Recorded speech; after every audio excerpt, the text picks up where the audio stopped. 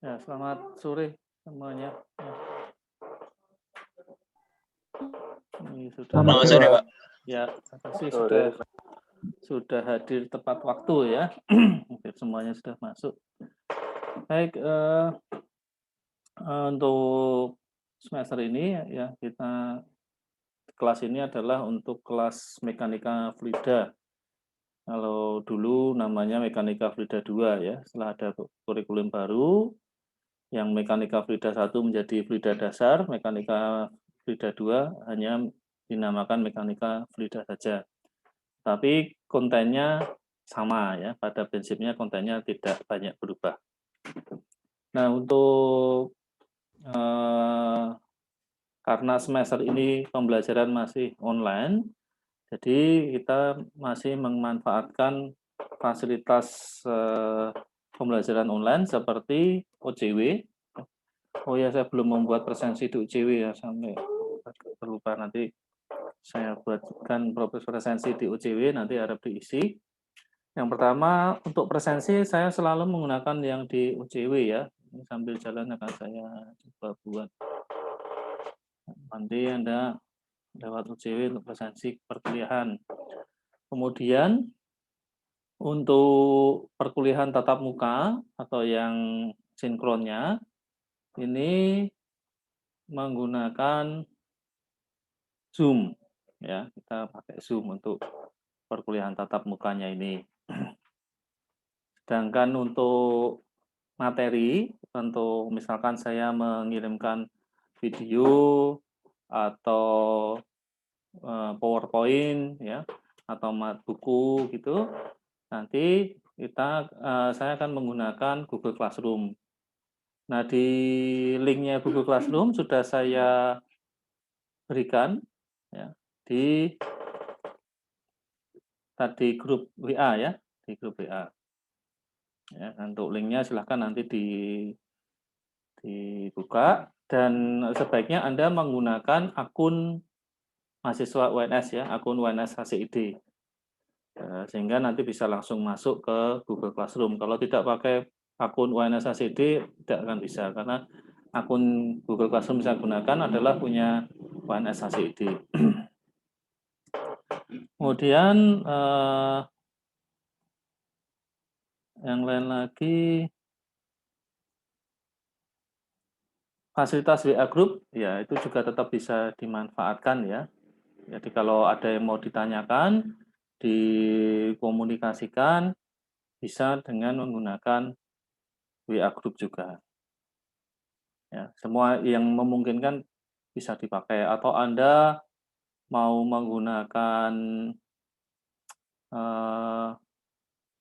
langsung kontak saya pribadi, boleh. Ya, silahkan. Ya, semuanya bisa dipakai. Oke.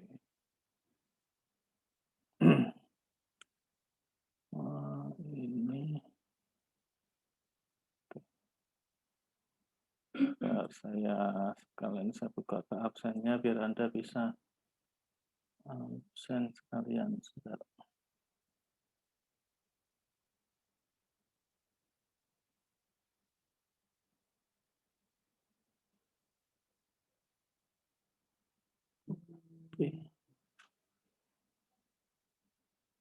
Ya.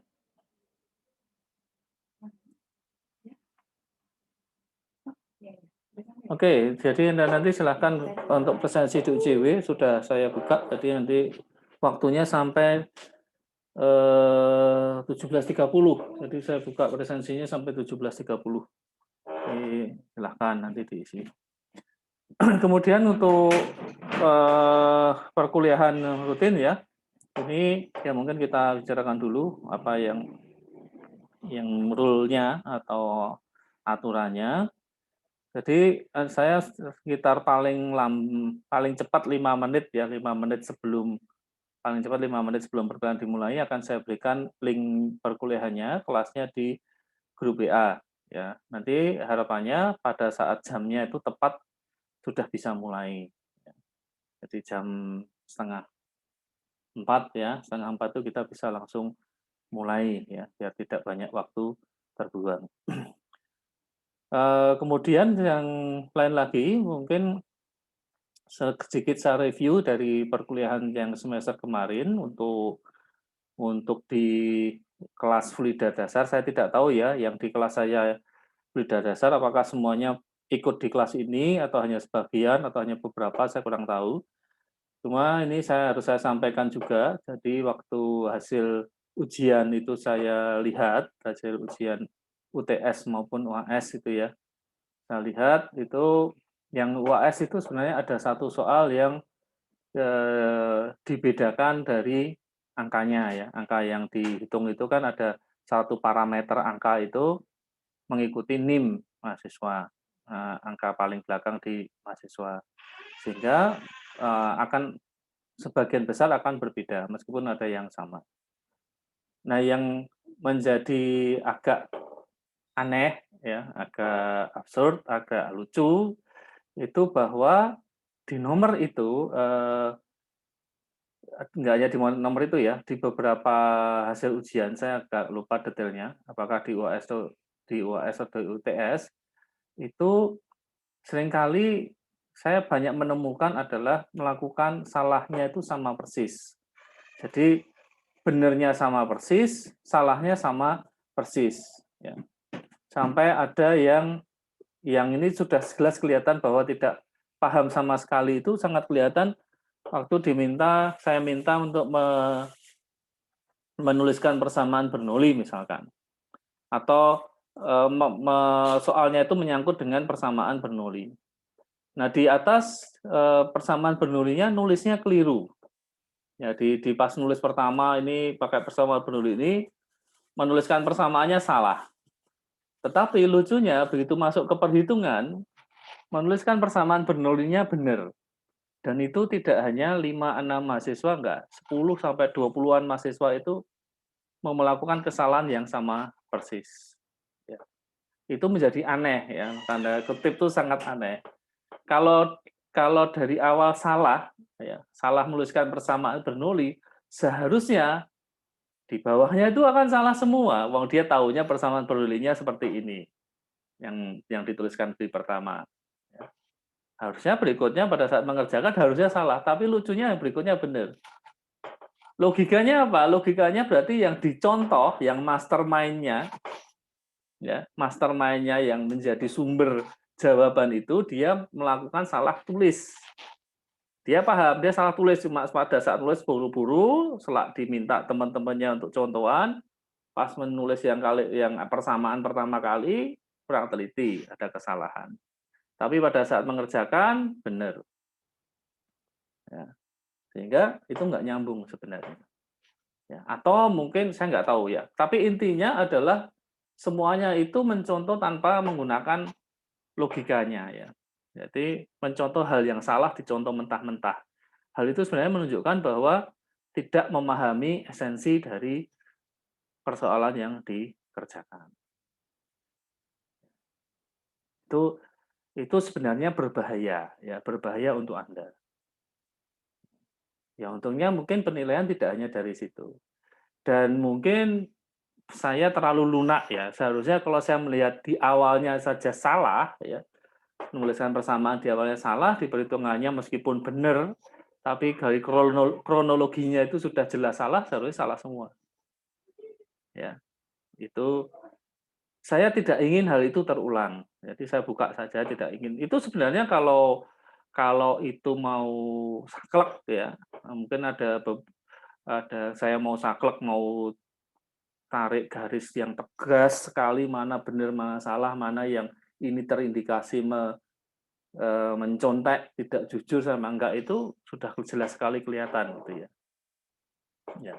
Nanti paling kalau saya berlakukan seperti itu yang tidak lulus bisa separuh ya, 50% lebih itu bisa saja tidak lulus atau harus remedi. Ya. Nah, itu sebenarnya saya di awal perkuliahan semester kemarin ya sudah saya sampaikan kalau bisa meskipun online itu tidak dalam pengawasan ya tolong tetap diusahakan mengerjakan sendiri, atau kalau mungkin ada yang berkumpul satu kos-kosan kerja bareng-bareng yang berotok pinter siti itu kerjanya. salah, jangan nurun mentah-mentah ya, sudah tanpa berpikir. Ini kan IC ya, model jawabannya kan IC bukan multiple choice. Kalau multiple choice mungkin Anda nurun mentah-mentah tidak kelihatan salahnya ya, A, B, C, D, A, B, C, D. Kan harusnya B, oke, salahnya di situ B, nomor sekian salahnya sama semua gitu. Mungkin tidak terlalu mencolok. Tapi kalau butuh soal ujian yang harus dikerjakan secara IC, Anda dengan menulis persis tanpa berpikir, nah itu kan duplikasinya kan kelihatan sekali ya. Nah ini mungkin saya akan mencoba menerapkan, nanti saya akan lebih tegas lagi, karena kemarin sudah saya warning masih terjadi, di semester ini akan saya perketat lagi ya.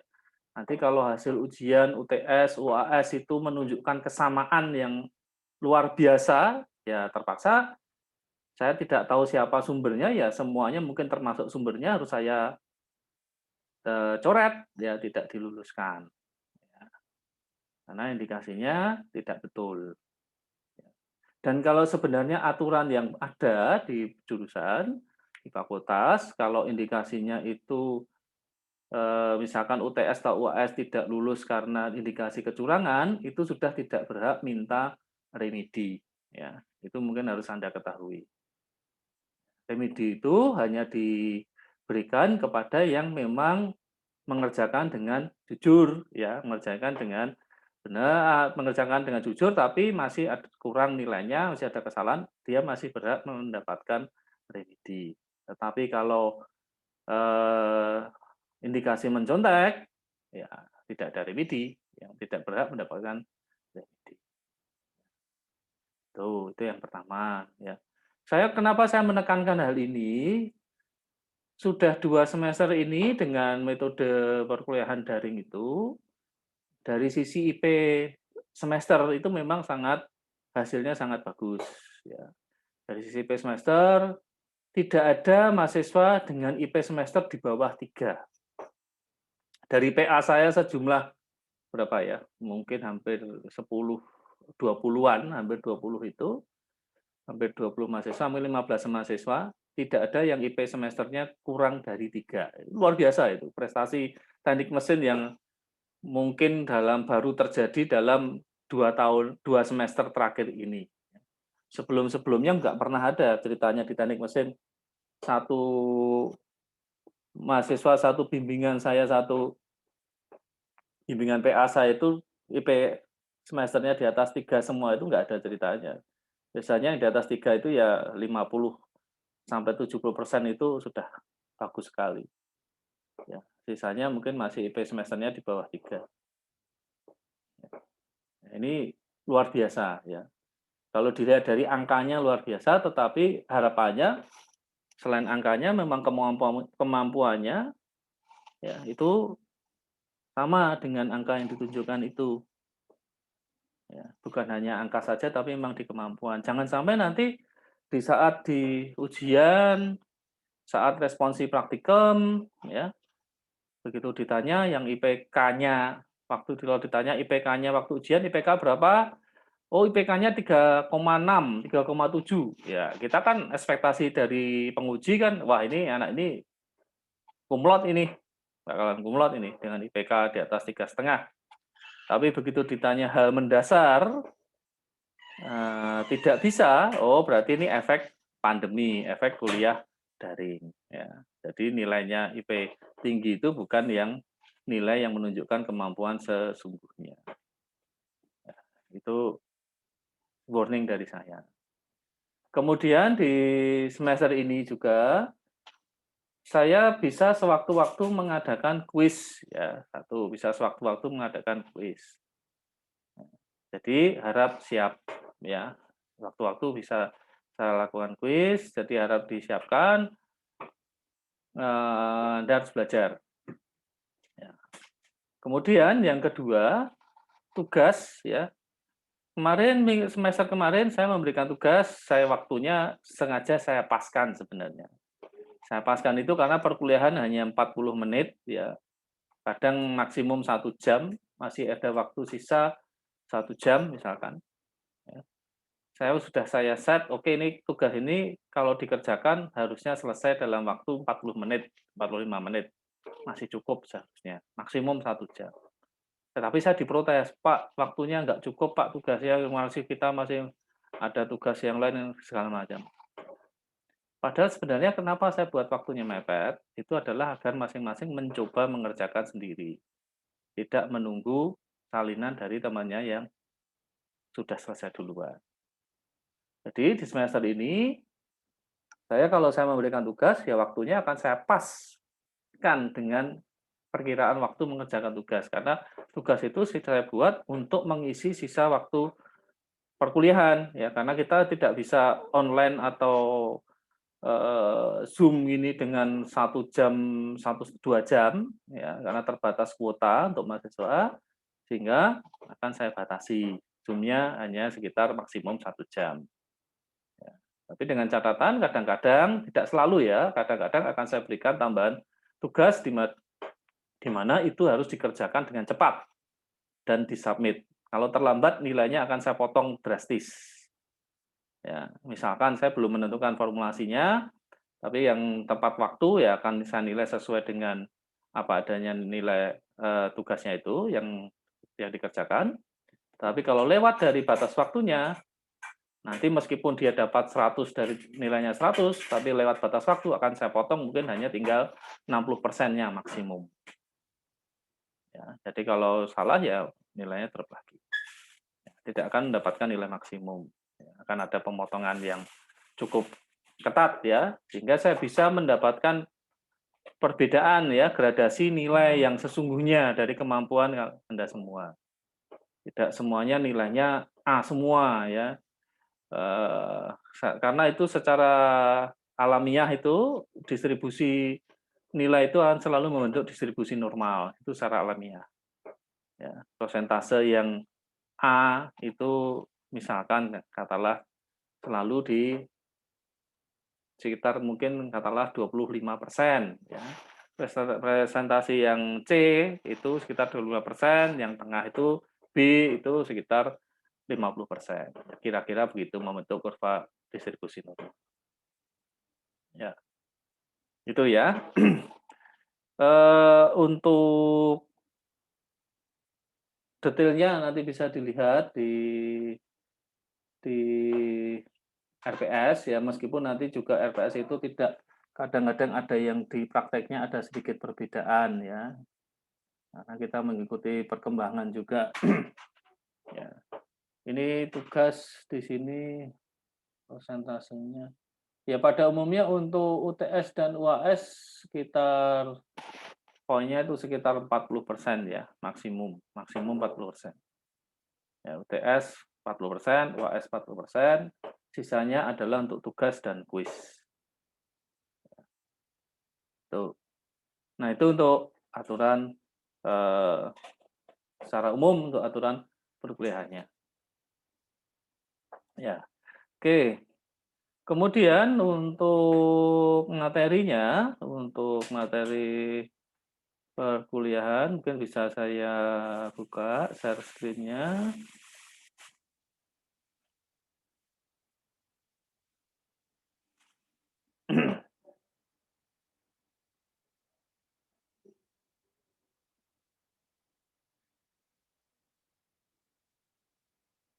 Oke, ini untuk materi mekanika fluida. Yang pertama adalah kita akan membahas mengenai analisa tidak berdimensi atau non-dimensional ya, analisis non-dimensional. Dan juga analisis keserupaan atau similarity. Ya. Selanjutnya, untuk materi yang kedua adalah aliran internal, incompressible flow, viscous ya. Jadi aliran viscous bukan yang non viscous tapi yang viscous ya. Viscous, incompressible dan internal flow. Kemudian ada juga aliran eksternal dan ada aliran pada saluran terbuka. Ya. Selanjutnya ada mesin-mesin fluida atau rotodinamik, dan yang terakhir adalah aliran kompresibel. Ya, itu adalah semoga bisa semuanya disampaikan ya, waktunya mencukupi.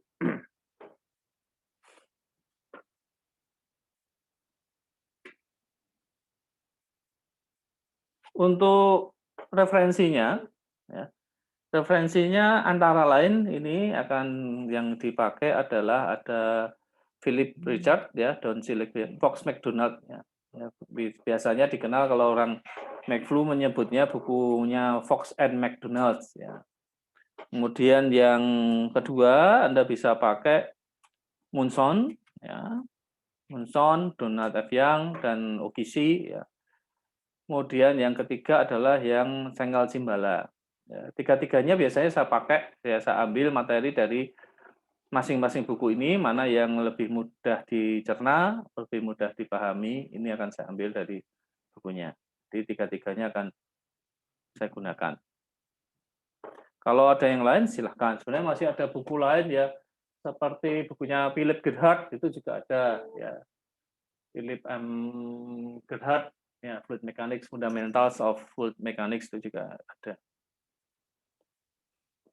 Nah ini e-booknya silahkan di-download ya. Anda bisa dengan mudah mencari di internet untuk e-booknya. Mungkin Anda bisa mendapatkan edisi yang berbeda, tidak apa-apa. Biasanya isinya sama, yang berbeda biasanya di soal-soalnya saja. Soal-soal di setiap chapternya itu yang mungkin ada perbedaan. Ya, untuk beda edisi biasanya ada perbedaan. Tetapi dari sisi konten sama semua. Anda bisa pilih yang bisa Anda download yang edisi keberapa. Tapi jangan yang terlalu awal ya. Mungkin ini edisi 7, 8, 9 sekitar itu. Misalnya 7, 8 lah sekitar itu. Nah itu dulu yang sebelum saya masuk ke materi, mungkin awalnya ini dulu. Nah ada yang ditanyakan ya sebelum saya melanjutkan. Yang sudah saya sampaikan sudah ditanyakan. Ini ketua kelasnya siapa yang mewakili atau perwakilannya?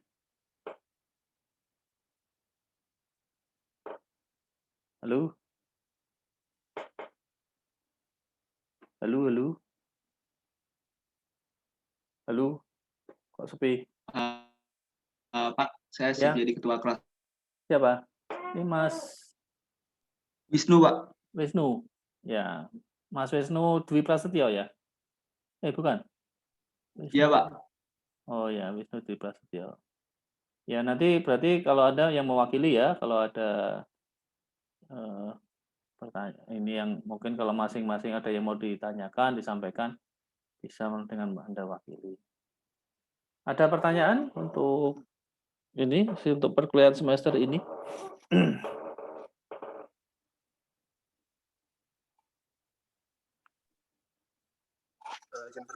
Ya. Silakan Mas Yogi.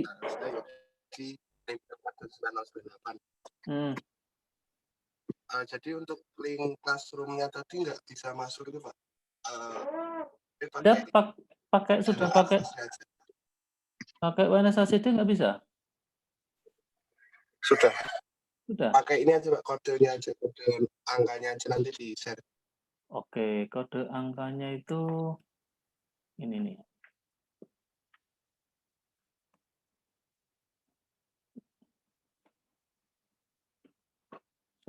Saya masukkan di grup, Anda cek lagi ya. Nih, NGNU YLC. Dicoba dulu.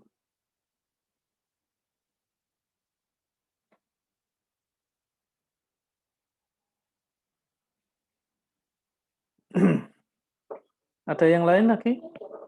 Ini sebagian ikut kelas saya kemarin ya, ada Mas Treza. Mas Treza kemarin sempat remedi. Ada Mbak Sekar, ada Sekar Gading, ada ya, di sebagian ikut kelas saya ini, sebagian lagi tidak.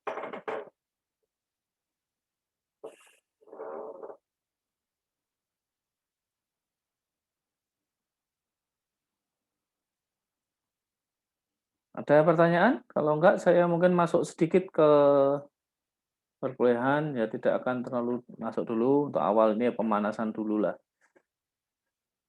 Oke. Pak, Rani Dwi Larasati, Ya. 041981. Ya. Intinya Pak, untuk bukunya ini masih sama seperti kayak fluida dasar kemarin apa Sama. udah berbeda, Pak? Sama persis. Oh, baik Pak, terima kasih. Ya.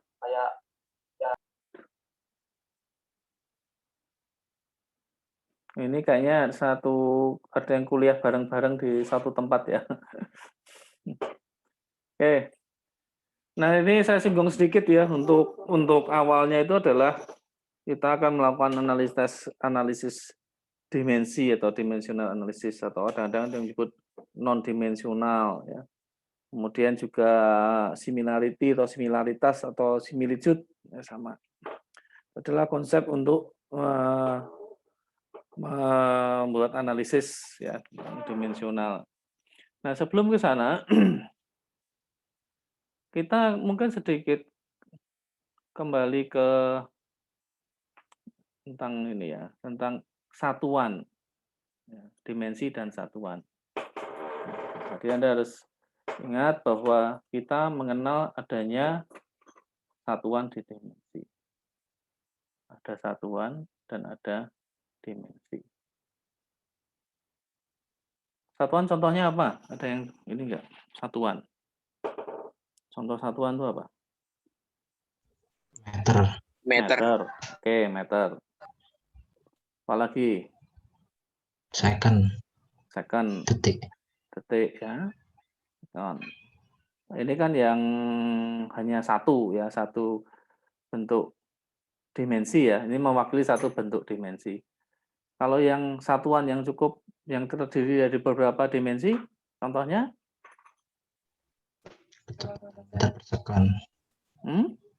Meter per second. Meter per second.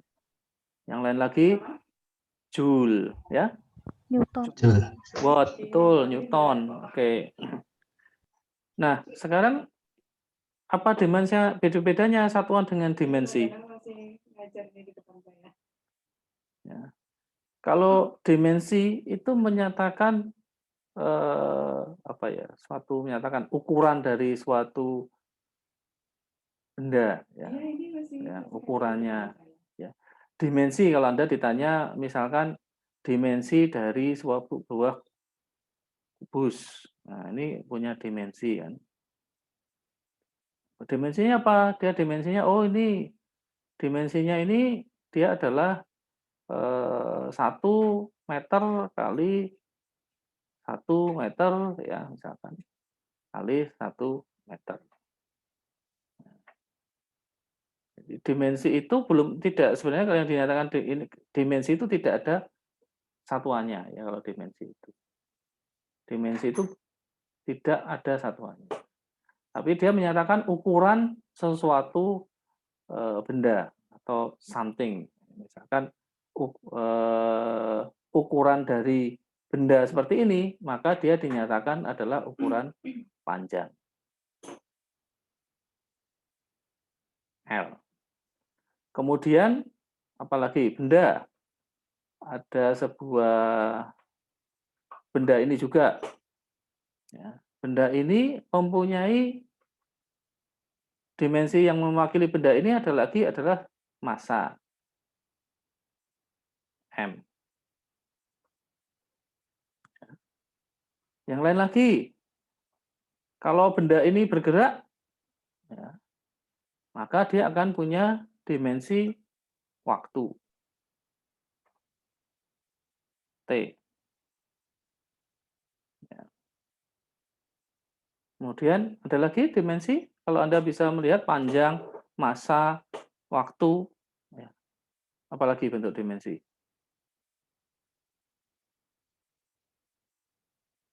Temperatur, ya, suhu atau temperatur. Ya, temperatur. Nah, ini kadang-kadang kalau dipertukarkan ya, waktunya dalam T kecil, temperaturnya dalam T besar ya. Nanti tergantung perjanjiannya, kita mau pakai yang mana. Kemudian ada lagi 1, 2, 3, 4. Ada 7 totalnya. Ada 7 dimensi utama. Apalagi kira-kira yang 2?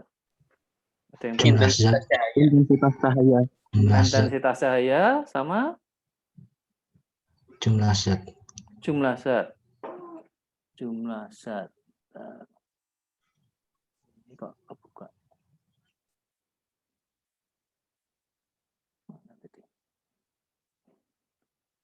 Jumlah zat. Intensitas cahaya itu kodenya apa? Ca. Kandela itu satuan ya. Kandela, Pak. Itu kandela. Itu sudah unit, sudah satuan kalau itu ya. Dimensi ini satuan itu ada unit. Nah, ini intensitas kalau nggak salah I, saya lupa. I kalau nggak salah. Satu lagi adalah jumlah molekul. Ya. Jumlah molekul itu kalau nggak salah pakai ada M besar Bapak. Nggak saya tulis, nanti kita buka di ini. N besar, Pak, kayak kata. M besar ya, benar ya, M besar ya. Oke. Karena kadang-kadang kita dipertukarkan antara ini M masanya ini pakai M besar, ini pakai M kecil ya, seperti waktu dan temperatur ya, itu kadang-kadang dipertukarkan. Nah, nanti tergantung perjanjian yang kita gunakan.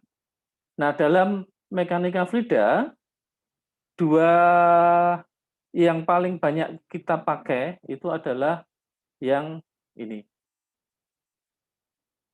3 ini. Ya. Mungkin dimensi yang sering kita gunakan itu. Misalkan dimensi dari gaya. Ya, gaya atau force. Ya. F. Dimensinya apa? Kalau diuraikan.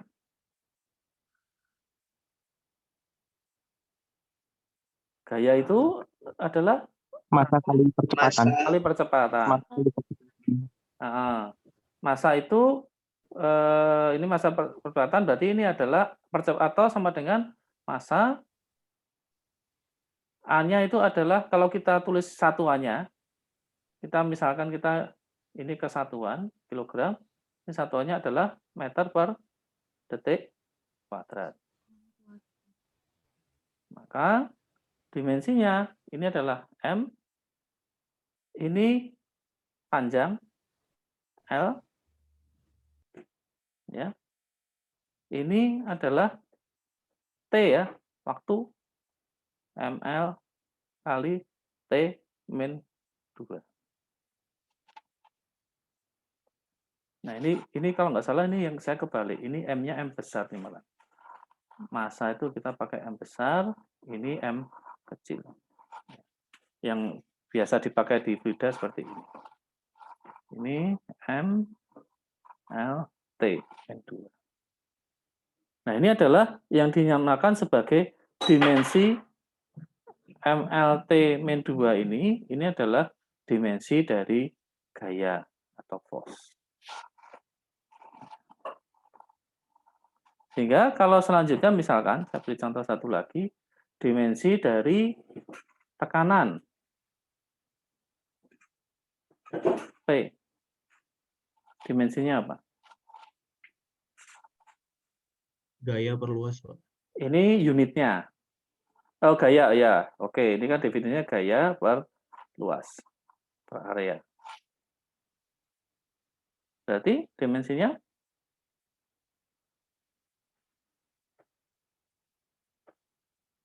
biasanya untuk memudahkan, saya menuliskan unitnya untuk membantu. Force tadi adalah Newton per meter persegi, gitu kan? Areanya adalah meter persegi. Newton sendiri bisa diuraikan menjadi kilogram meter per detik kuadrat per sekon kuadrat, ya, dibagi meter persegi gitu kan?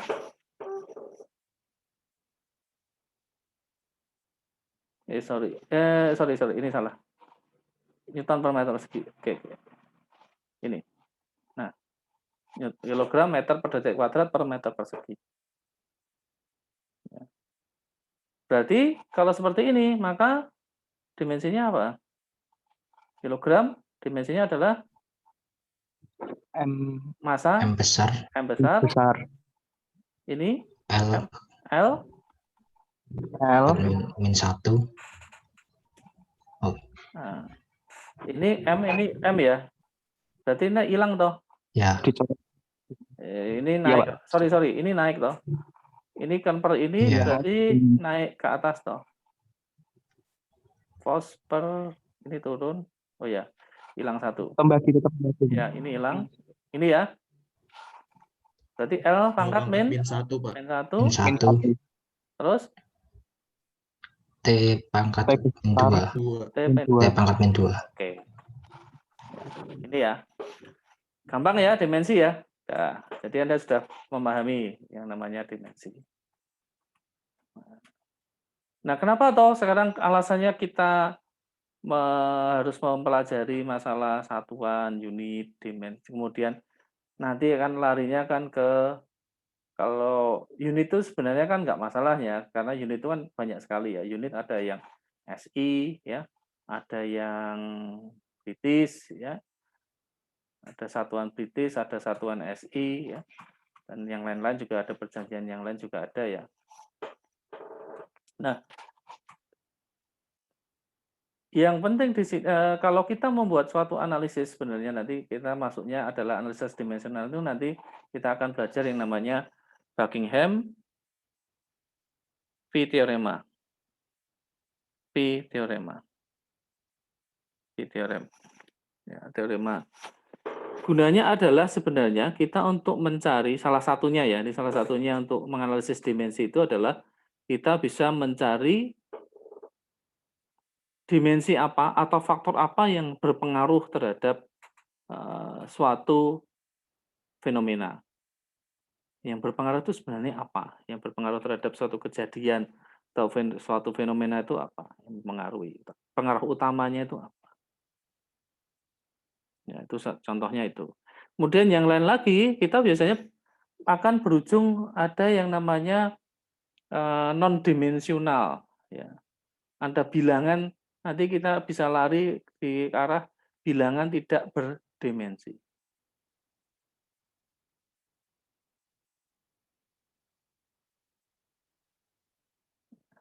Kalau bilangan tidak berdimensi, nanti artinya dimensi ini akan dibagi dengan dimensi-dimensi yang sama, sehingga nanti dimensinya akan hilang semua. Tidak punya dimensi. Tidak punya dimensi artinya nanti juga tidak akan punya satuan. Ya. Nah, bilangan-bilangan yang non-dimensional itu akan membantu dalam membuat analisis fenomena-fenomena dalam fluida, dalam mekanika fluida.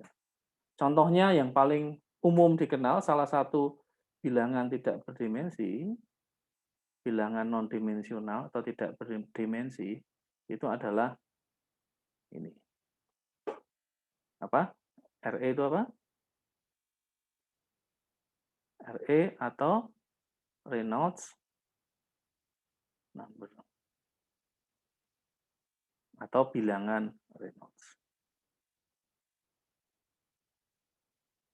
Nah, ini adalah salah satu contoh bilangan tidak berdimensi yang sangat terkenal. Ya, Reynolds number ini tidak punya komponen, tidak punya unit, tidak punya satuan. Ya, sehingga dia bisa berlaku umum, ya, berlaku umum karena dia tanpa satuan. Ya, nanti kita akan belajar apa saja gunanya, misalkan kita punya Reynolds number itu gunanya apa saja. Kalau dilihat susunan dari Reynolds number itu persamaannya adalah rho V kali L, ini panjang referensi, ada yang menuliskan sebagai D kalau dalam pipa, kasus dalam pipa, per mu. Ini adalah persamaan umum dari Reynolds number. Atau ada yang menuliskan sebagai V kali L per nu. Nu ya, ini nu. bukan V, tapi ini yang V yang di atas, kecepatan, ini nu. Nah, ini juga sama, ini relevan. Kalau Anda mencoba mencari satuannya, misalkan ini ada satuannya nggak mau membuktikan, Anda masukkan unit atau satuan dari rho, satuan dari V, satuan dari L, satuan dari mu, nanti ketemunya adalah 1. Itu juga kalau Anda masukkan dimensinya, nanti akan saling menghilangkan. Ketemunya tidak berdimensi. Oke. Itu ya. Oke. Nah, rasa itu dulu, ini agak terasa sudah 45 menit ya untuk pembukaannya. Saya akan nanti di Google Classroom akan saya upload ya, materi perkuliahan untuk minggu ini sekaligus untuk yang minggu depan. Tolong dipelajari, dibaca. Kalau di buku biasanya di bab 7, sekitar bab 7. Ya, kalau Anda lihat di buku sekitar bab 7.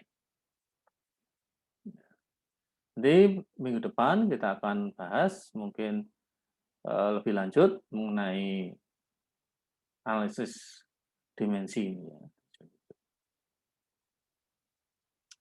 Baik, itu yang saya sampaikan untuk pertemuan pertama pada hari ini. Ya, kita sudah 45 menit. Ada yang ditanyakan? Silakan.